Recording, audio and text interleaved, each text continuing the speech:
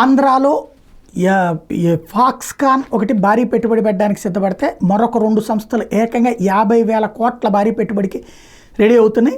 ఏదైతే renewable energy రాష్ట్ర పునరుత్పాదక ఇంధన రంగంకి సంబంధించి 50,000 కోట్ల పెట్టుబడులు పెట్టేందుకు బ్రూక్ఫీల్డ్ యాక్సిస్ ఎనర్జీ సంస్థలు ముందుకొచ్చినాయి.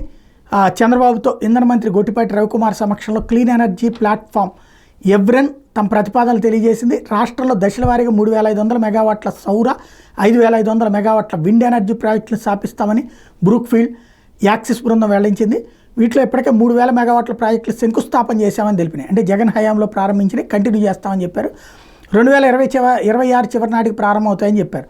పునరుత్పాదక ఇంధన పెట్టుబడుల ద్వారా తయారీ, పంపుడు storage, battery storage, e mobility, green ammonia వంటి వాటిలో అదనపు అవకాశాలను ఎవ్రెన్ అన్వేషిస్తోందని చెప్పినాయి. సీఎంతో సమావేశంలో బ్రూక్ఫీల్డ్ ఎండీ నావెల్ షైని, ముర్హార్స్ మనీక్షణ, ఎన్రాన్ సంస్థ MD Ravikumar Reddy, CEO Suman Kumar, Axis CEO Murali, senior vice president Satyaprasad వీళ్ళందరూ ఉన్నారు. ఈ 2 సంస్థలు జగన్ హయాంలో స్టార్ట్ చేశారు. వాళ్ళతో పిలిచి వాళ్ళని వెళ్ళిపోమని చెప్పకుండా కొనసాగించాలని నిర్ణయించడం అన్నది మంచి పని. వాళ్ళు కూడా కంటిన్యూ చేస్తామని చెప్పారు.